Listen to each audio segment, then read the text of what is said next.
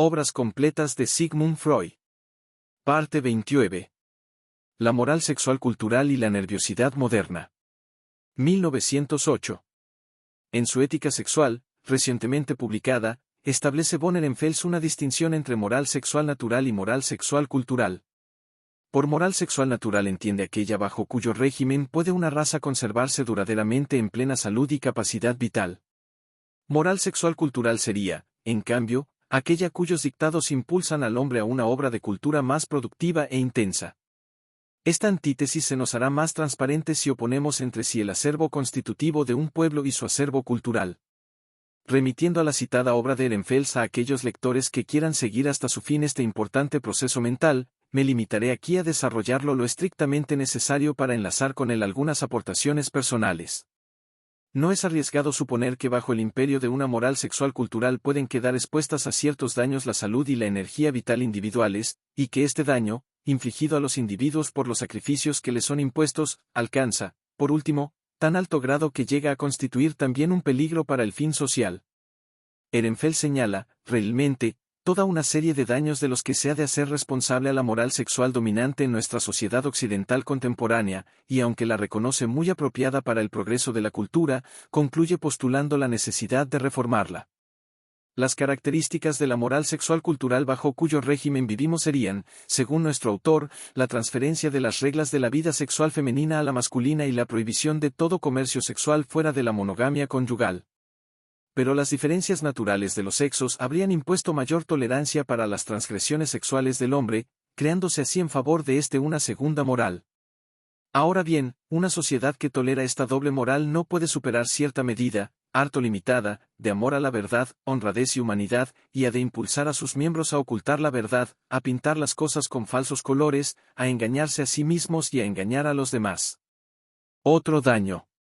aún más grave, imputable a la moral sexual cultural, sería el de paralizar, con la exaltación de la monogamia, la selección viril, único influjo susceptible de procurar una mejora de la constitución, ya que los pueblos civilizados han reducido al mínimo, por humanidad y por higiene, la selección vital. Entre estos perjuicios, imputados a la moral sexual cultural, ha de echar de menos el médico uno cuya importancia analizaremos aquí detenidamente. Me refiero a la difusión, a ella imputable, de la nerviosidad en nuestra sociedad moderna. En ocasiones es el mismo enfermo nervioso quien llama la atención del médico sobre la antítesis, observable en la causación de la enfermedad, entre la constitución y las exigencias culturales, diciéndole, en nuestra familia todos hemos enfermado de los nervios por haber querido llegar a ser algo más de lo que nuestro origen nos permitía. No es tampoco raro que el médico se vea movido a reflexionar por la observación de que precisamente sucumben a la nerviosidad los descendientes de aquellos hombres de origen campesino, sencillo y sano, procedentes de familias rudas, pero fuertes, que emigraron a la ciudad y conquistaron en ella posición y fortuna, haciendo que sus hijos se elevasen en un corto periodo de tiempo a un alto nivel cultural. Pero, además, los mismos neurólogos proclaman ya la relación del incremento de la nerviosidad con la moderna vida cultural. Algunas manifestaciones de los observadores más autorizados en este sector nos indicarán dónde se cree ver el fundamento de tal dependencia.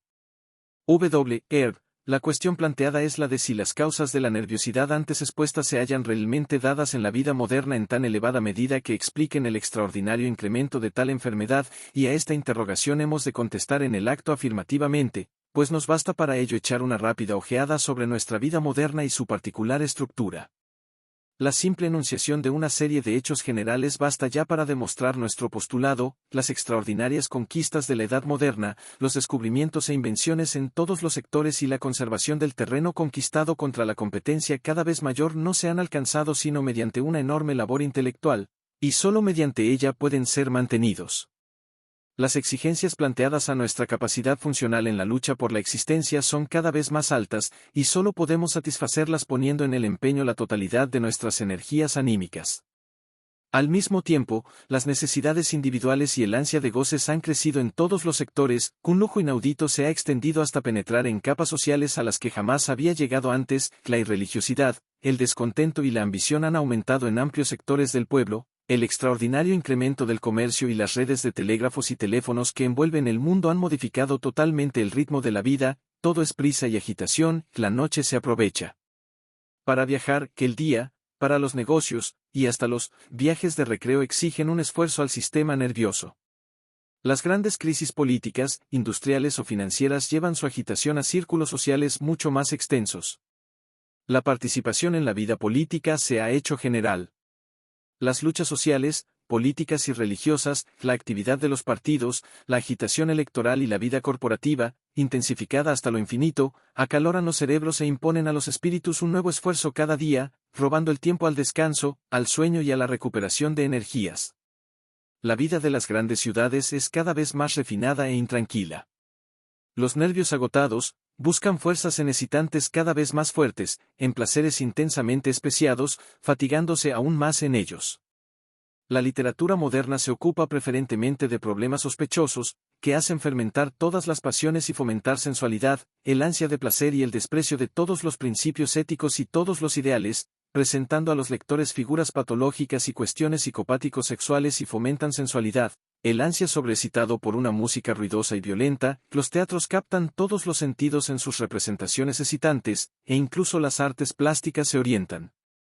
con preferencia hacia lo feo, repugnante o excitante, sin espantarse de presentar a nuestros ojos, con un repugnante realismo, lo más horrible que la realidad puede ofrecernos. Este cuadro general, que nos señala ya en nuestra cultura moderna toda una serie de peligros, puede ser aún completado con la adición de algunos detalles. Binswanger, se indica especialmente la neurastenia como una enfermedad por completo moderna, y Beard, a quien debemos su primera descripción detallada, creía haber descubierto una nueva enfermedad nerviosa nacida en suelo americano.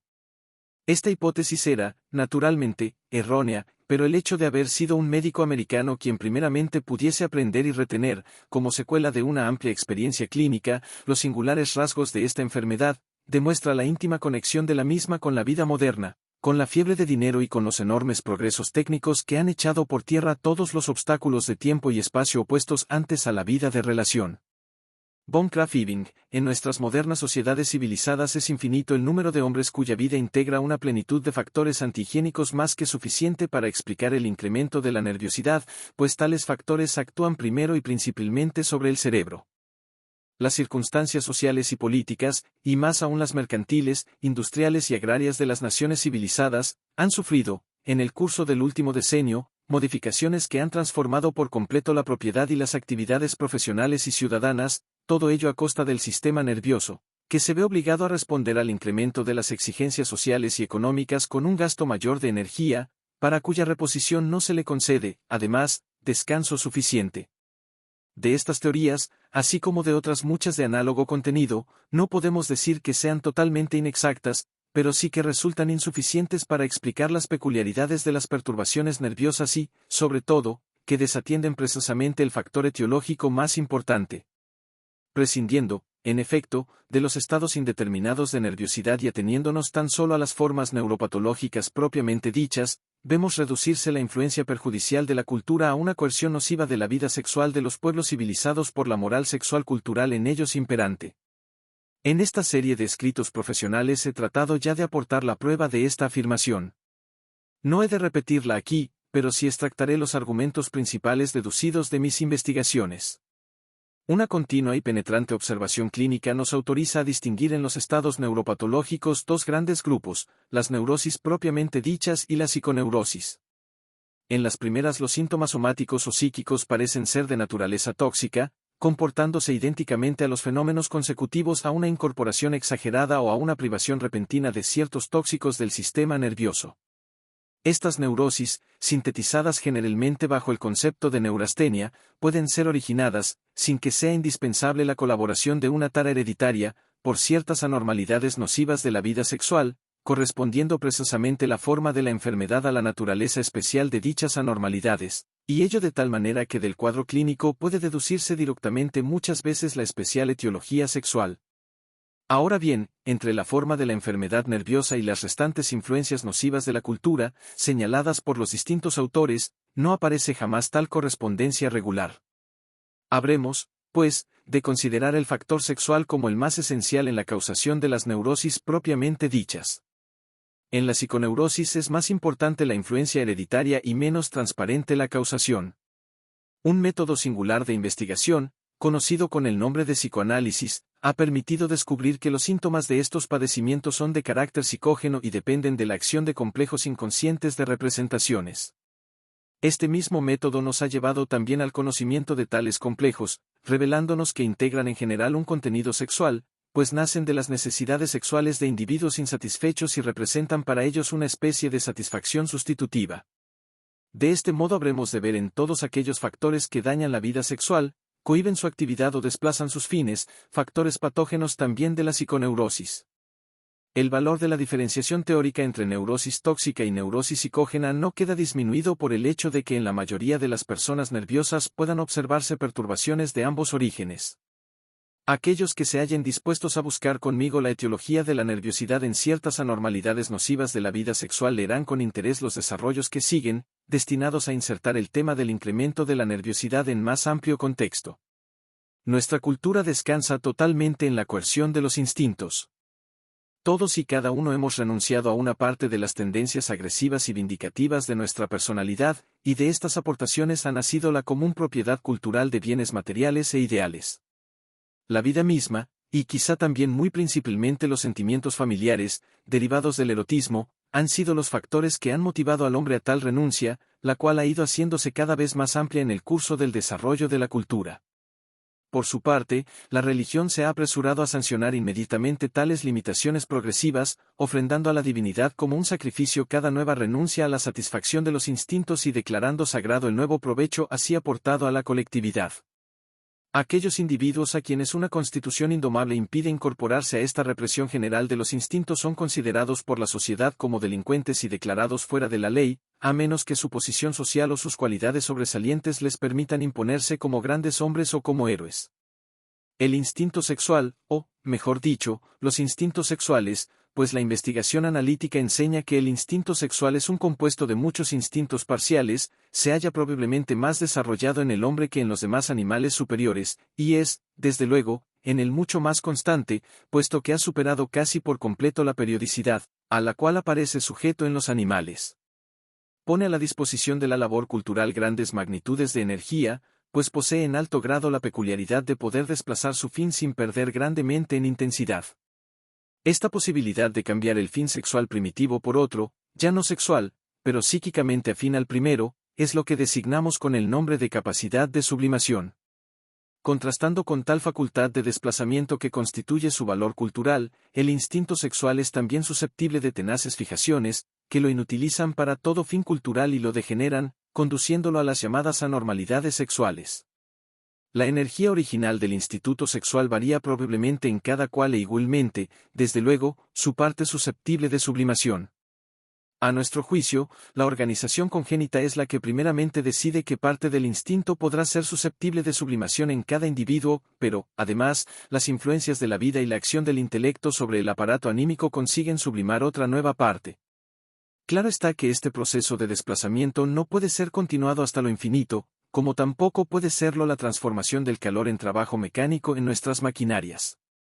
Para la inmensa mayoría de las organizaciones parece imprescindible cierta medida de satisfacción sexual directa, y la privación de esta medida, individualmente variable, se paga con fenómenos que, por su daño funcional y su carácter subjetivo displaciente, hemos de considerar como patológicos.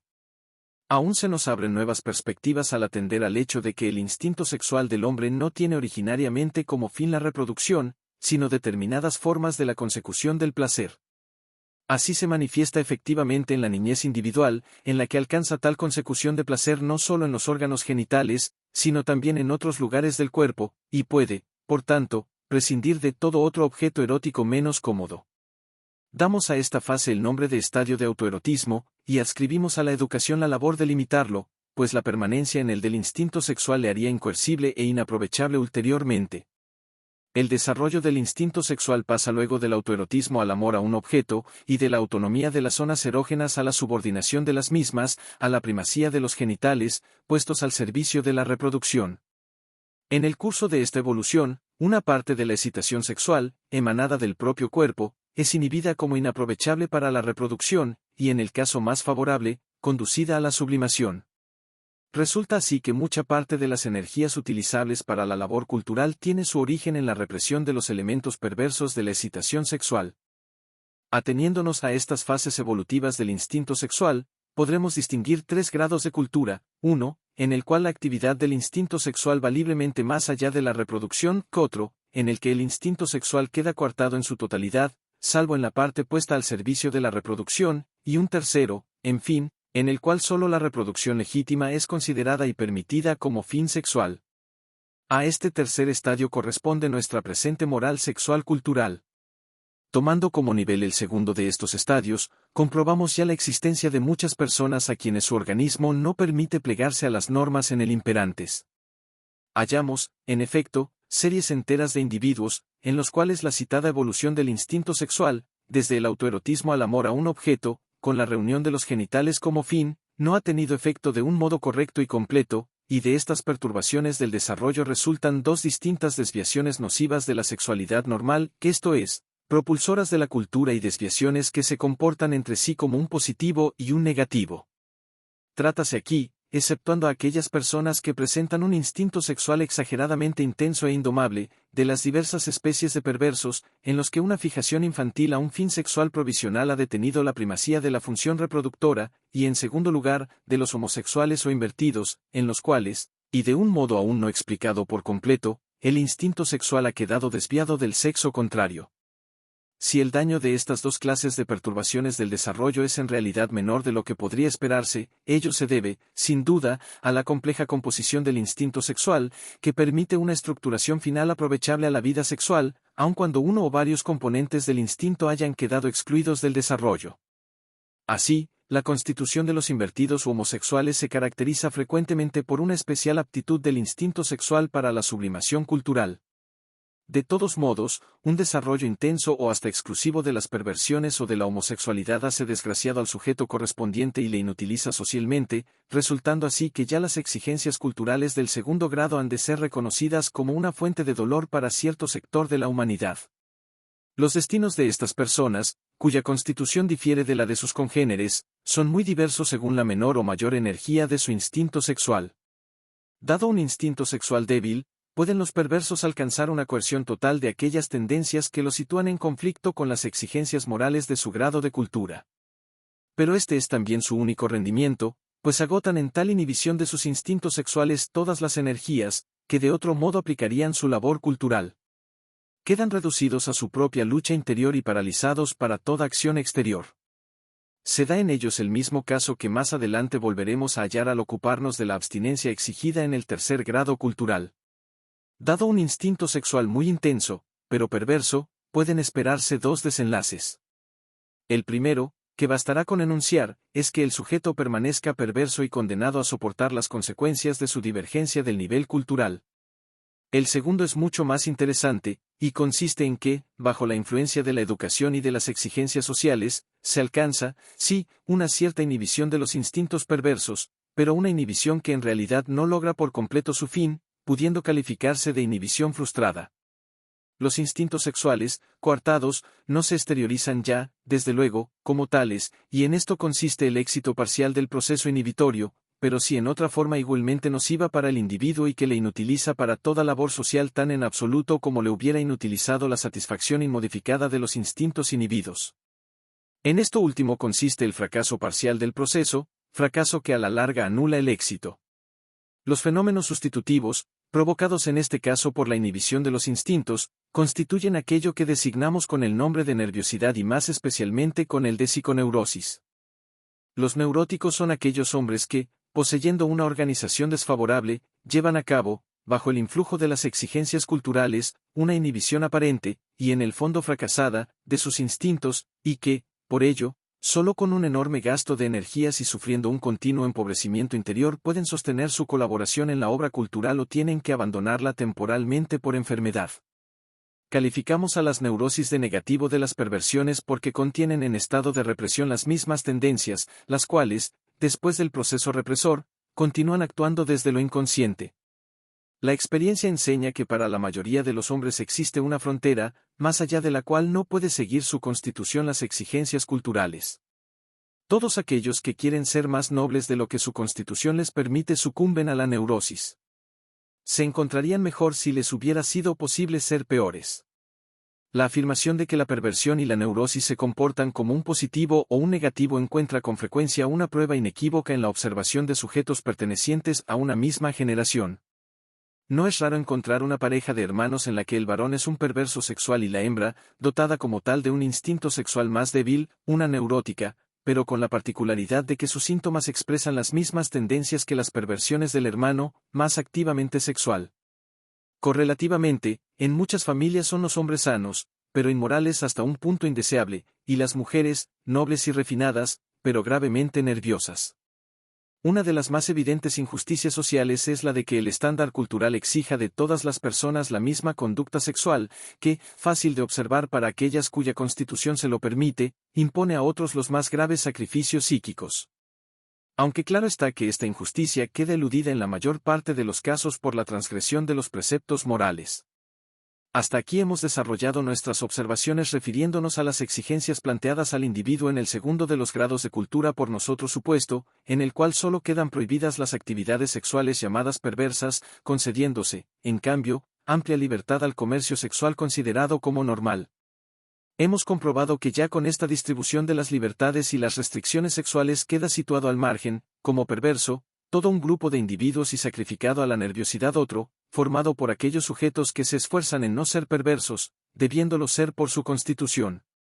No es ya difícil prever el resultado que habrá de obtenerse al restringir aún más la libertad sexual prohibiendo toda actividad de este orden fuera del matrimonio legítimo, como sucede en el tercero de los grados de cultura antes supuestos.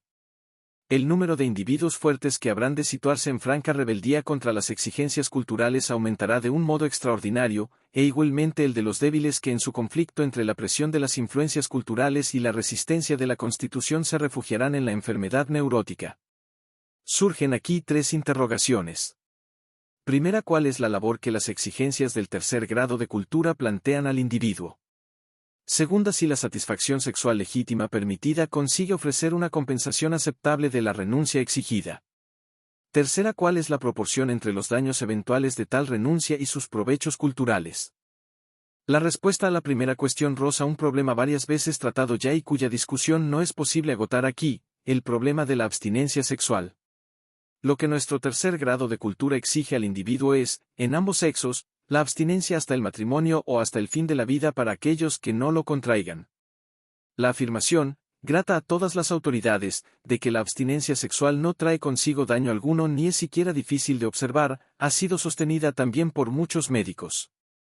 Pero no es arriesgado asegurar que la tarea de dominar por medios distintos de la satisfacción un impulso tan poderoso como el instinto sexual es tan ardua que puede acaparar todas las energías del individuo.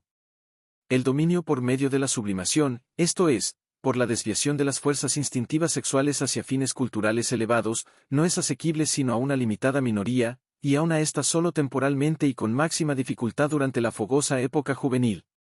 La inmensa mayoría sucumbe a la neurosis o sufre otros distintos daños. La experiencia demuestra que la mayor parte de las personas que componen nuestra sociedad no poseen el temple constitucional necesario para la labor que plantea la observación de abstinencia. Aquellos que hubieran enfermado dada una menor restricción sexual, enferman antes y más intensamente bajo las exigencias de nuestra moral sexual cultural contemporánea, pues contra la amenaza de la tendencia sexual normal por disposiciones defectuosas o trastornos del desarrollo no conocemos garantía más segura que la misma satisfacción sexual.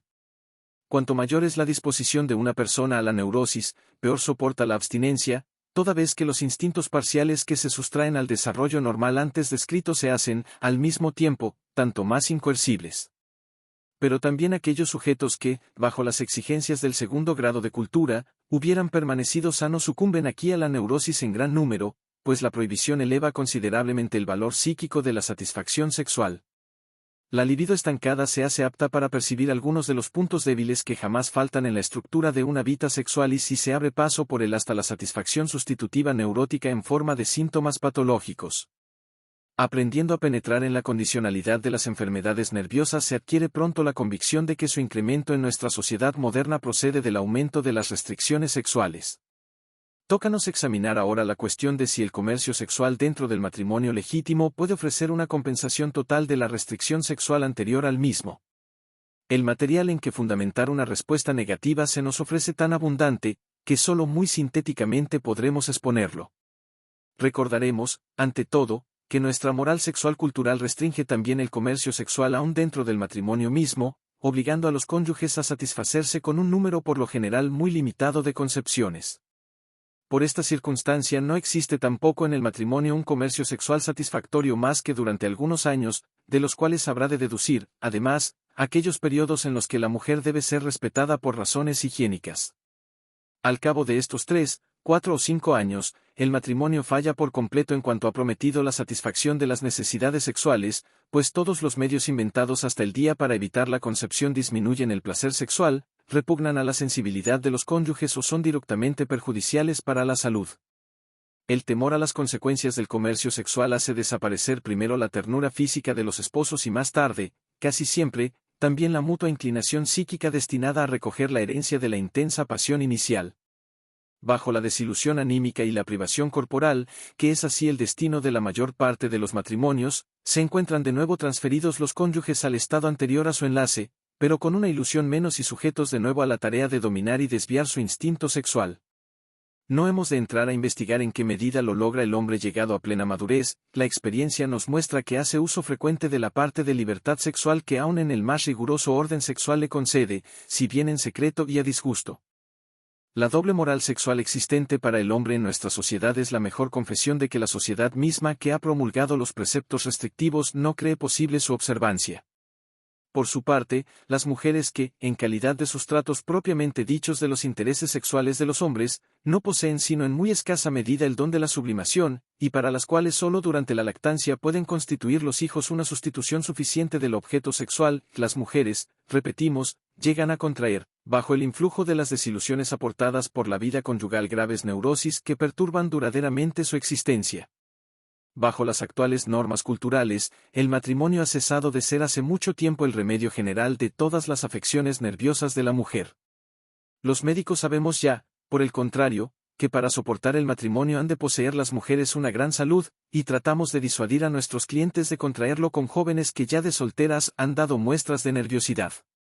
Inversamente, el remedio de la nerviosidad originada por el matrimonio sería la infidelidad conyugal. Pero cuanto más severamente educada ha sido una mujer y más seriamente se ha sometido a las exigencias de la cultura, tanto más temor le inspira este recurso, y en su conflicto entre sus deseos y sus deberes busca un refugio en la neurosis. Nada protege tan seguramente su virtud como la enfermedad. El matrimonio, ofrecido como perspectiva consoladora al instinto sexual del hombre culto durante toda la juventud, no llega, pues, a constituir siquiera una solución durante su tiempo. No digamos ya a compensar la renuncia anterior.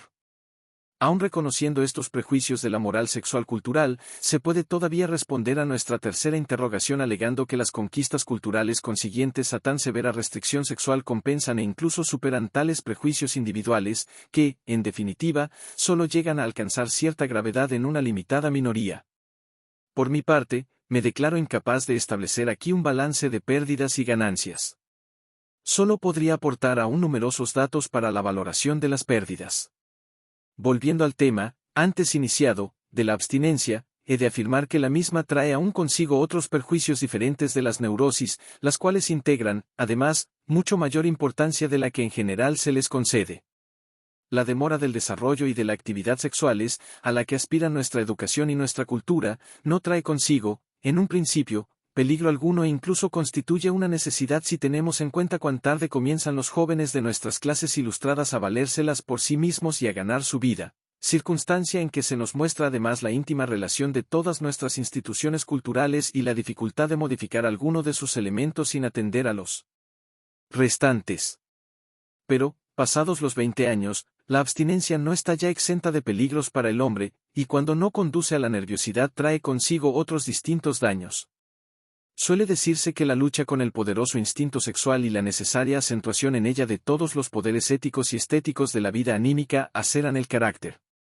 Esto es exacto para algunas naturalezas favorablemente organizadas. Asimismo, ha de concederse que la diferenciación de los caracteres individuales, tan acentuada hoy día, ha sido hecha posible por la restricción sexual. Pero en la inmensa mayoría de los casos la lucha contra la sexualidad agota las energías disponibles del carácter, y ello en una época en la que el joven precisa de todas sus fuerzas para conquistar su participación y su puesto en la sociedad. La relación entre la sublimación posible y la actividad sexual necesaria oscila, naturalmente, mucho según el individuo e incluso según la profesión. Un artista abstinente es algo apenas posible. Por el contrario, no son nada raros los casos de abstinencia entre los jóvenes consagrados a una disciplina científica. Estos últimos pueden extraer de la abstinencia nuevas energías para el estudio. En cambio, el artista hallará en la actividad sexual un excitante de función creadora. En general, tengo la impresión de que la abstinencia no contribuye a formar hombres de acción, enérgicos e independientes, ni pensadores originales o valerosos reformadores, sino más bien honradas medianías que se sumergen luego en la gran masa, acostumbrada a seguir con cierta resistencia los impulsos iniciados por individuos enérgicos. En los resultados de la lucha por la abstinencia se revela también la conducta voluntariosa y rebelde del instinto sexual. La educación cultural no tendería quizás sino a su coerción temporal hasta el matrimonio, con la intención de dejarlo luego libre para servirse de él. Pero contra el instinto tienen más éxito las medidas extremas que las contemporizaciones. La coerción va con frecuencia demasiado lejos, dando lugar a que al llegar al momento de conceder libertad al instinto sexual, presente este ya daños duraderos, resultado al que no se tendía ciertamente. De aquí que la completa abstinencia durante la juventud no sea para la mejor preparación al matrimonio. Así lo sospechan las mujeres, y prefieren entre sus pretendientes aquellos que han demostrado ya con otras mujeres su masculinidad. Los perjuicios de la severa abstinencia exigida a las mujeres antes del matrimonio son especialmente evidentes. La educación no debe considerar nada fácil la labor de coartar la sensualidad de la joven hasta su matrimonio, pues recurre para ello a los medios más poderosos. No solo prohíbe el comercio sexual y ofrece elevadas primas a la conservación de la inocencia, sino que trata de evitar a las adolescentes toda tentación, manteniéndolas en la ignorancia del papel que les está reservado y no tolerándoles impulso amoroso alguno que no pueda conducir al matrimonio. El resultado es que las muchachas, cuando de pronto se ven autorizadas a enamorarse por las autoridades familiares, no llegan a poder realizar la función psíquica correspondiente y van al matrimonio sin la seguridad de sus propios sentimientos. A consecuencia de la demora artificial de la función erótica, solo desilusiones procuran al hombre que ha ahorrado para ellas todos sus deseos. Sus sentimientos anímicos permanecen aún ligados a sus padres, cuya autoridad creó en ellas la coerción sexual, y su conducta corporal adolece de frigidez, con lo cual queda el hombre privado de todo placer sexual intenso.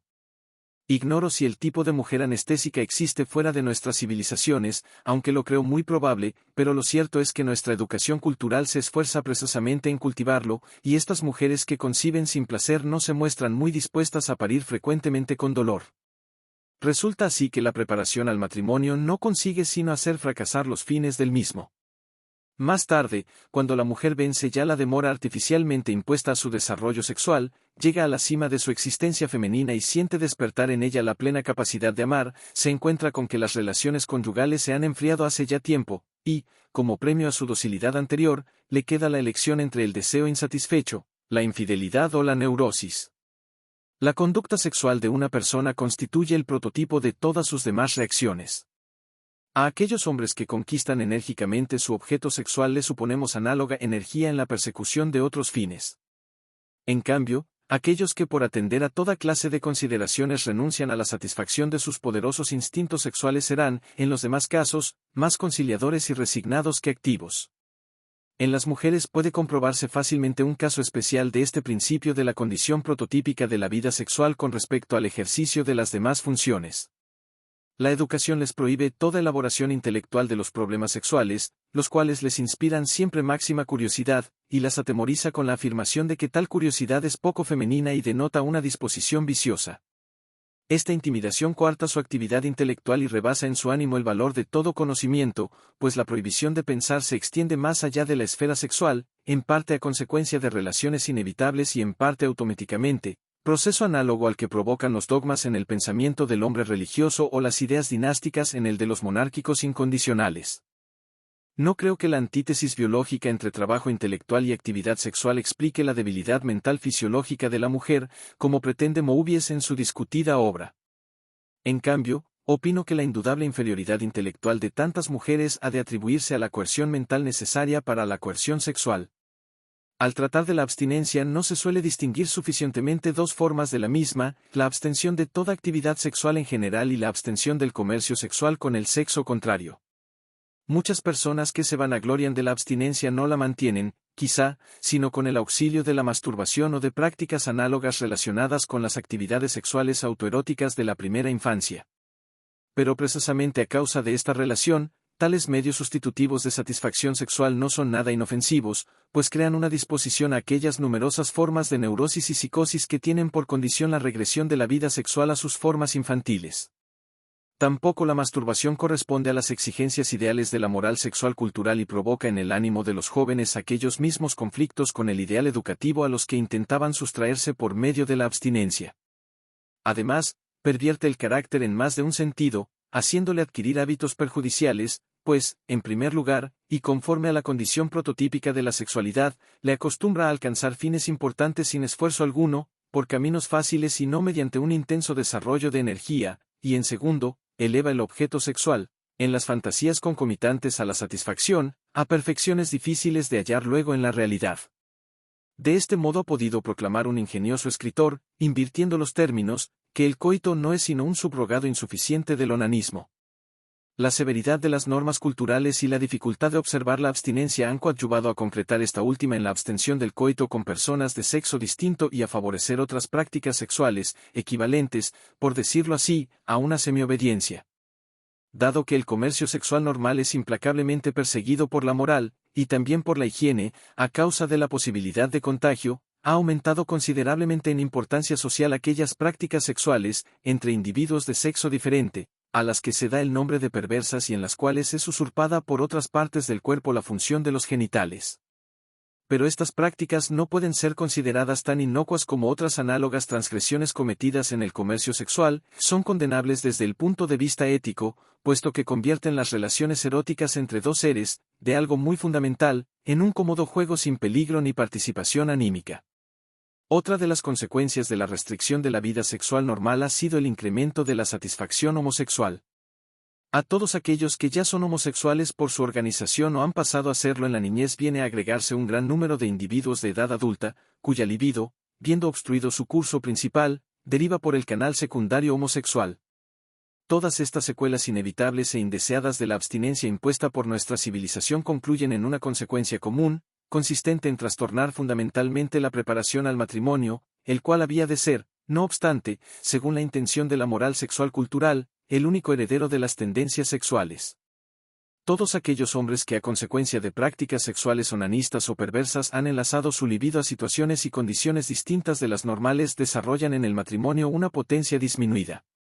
Igualmente, las mujeres que solo mediante tales ayudas han conseguido conservar su virginidad muestran en el matrimonio una anestesia total para el comercio sexual normal.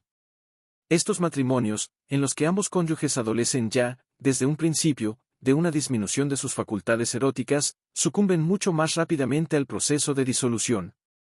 A causa de la escasa potencia del hombre, la mujer queda insatisfecha y permanece anestésica aun en aquellos casos en que su disposición a la frigidez, obra de la educación, hubiera cedido a la acción de intensas experiencias sexuales. Para tales parejas resulta aún más difícil que para las sanas evitar la concepción, pues la potencia disminuida del hombre soporta mal el empleo de medidas preventivas. En esta perplejidad, el comercio conyugal queda pronto interrumpido, como fuente de preocupaciones y molestias, y abandonado así el fundamento de la vida matrimonial. Todas las personas peritas en estas materias habrán de reconocer que no exagero en modo alguno, sino que me limito a describir hechos comprobables en todo momento. Para los no iniciados ha de resultar increíble lo raro que es hallar en los matrimonios situados bajo el imperio de nuestra moral sexual cultural una potencia normal del marido, y lo frecuente, en cambio, de la frigidez de la mujer. No sospechan, ciertamente, cuántos renunciamientos trae consigo, a veces para ambas partes, el matrimonio, ni a lo que queda reducida la felicidad de la vida conyugal, tan apasionadamente deseada. Ya indicamos que en tales circunstancias el desenlace más próximo es la enfermedad nerviosa. Describiremos ahora en qué forma actúa tal matrimonio sobre el hijo único o los pocos hijos de él nacidos. A primera vista nos parece encontrarlos, en estos casos, ante una transferencia hereditaria, que, detenidamente examinada, resulta no ser sino el efecto de intensas impresiones infantiles. La mujer no satisfecha por su marido y, a consecuencia de ello neurótica, hace objeto a sus hijos de una exagerada ternura, atormentada por constantes zozobras, pues concentra en ellos su necesidad de amor y despierta en ellos una prematura madurez sexual. Por otro lado, el desacuerdo reinante entre los padres excita la vida sentimental del niño y le hace experimentar, ya en la más tierna edad, amor, odio y celos.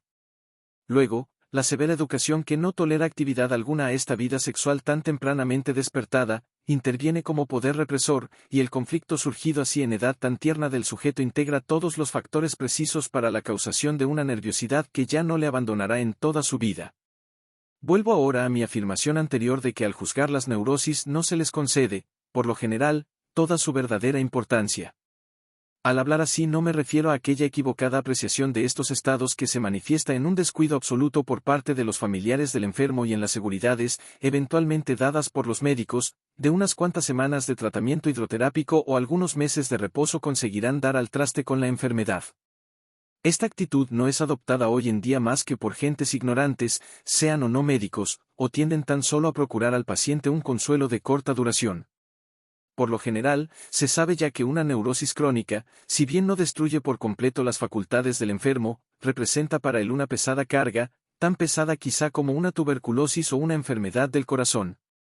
Aún podríamos darnos en cierto modo por conformes si las neurosis se limitaran a excluir de la labor cultural a cierto número de individuos, de todos modos débiles, consintiendo participar en ella a los demás, a costa solo de algunas molestias subjetivas. Pero lo que sucede, y a ello se refiere precisamente mi afirmación inicial, es que la neurosis, sea cualquiera el individuo a quien ataque, sabe hacer fracasar, en toda la amplitud de su radio de acción, la intención cultural, ejecutando así la labor de las fuerzas anímicas, enemigas de la cultura y por ello reprimidas. De este modo, si la sociedad paga con un incremento de la nerviosidad la docilidad a sus preceptos restrictivos, no podrá hablarse de una ventaja social obtenida mediante sacrificios individuales, sino de un sacrificio totalmente inútil. Examinemos, por ejemplo, el caso frecuentísimo de una mujer que no quiere a su marido porque las circunstancias que presidieron su enlace y la experiencia de su ulterior vida conyugal no le han aportado motivo alguno para quererle, pero que desearía querer amarle, por ser esto lo único que corresponde al ideal del matrimonio en el que fue educada. Sojuzgará, pues, todos los impulsos que tienden a expresar la verdad y contradicen su ideal, y se esforzará en representar el papel de esposa amante, tierna y cuidadosa. Consecuencia de esta autoimposición será la enfermedad neurótica, la cual tomará en breve plazo completa venganza del esposo insatisfactorio, haciéndole víctima de tantas molestias y preocupaciones como le hubiera causado la franca confesión de la verdad. Es este uno de los ejemplos más típicos de los rendimientos de las neurosis. La represión de otros impulsos no directamente sexuales, enemigos de la cultura, va seguido de un análogo fracaso de la compensación.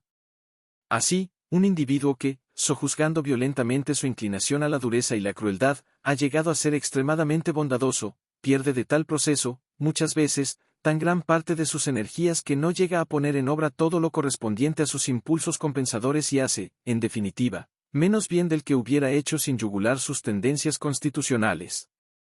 Agregamos aún que, al limitar la actividad sexual de un pueblo, se incrementa en general la angustia vital y el miedo a la muerte, factores que perturban la capacidad individual de goce, suprimen la disposición individual a arrostrar la muerte por la consecuencia de un fin, disminuyen el deseo de engendrar descendencia y excluyen, en fin, al pueblo o al grupo de que se trate de toda participación en el porvenir. Ante estos resultados habremos de preguntarnos si nuestra moral sexual cultural vale la pena del sacrificio que nos impone, sobre todo si no nos hemos libertado aún suficientemente del hedonismo para no ingresar en los fines de nuestra evolución cultural cierta dosis de felicidad individual.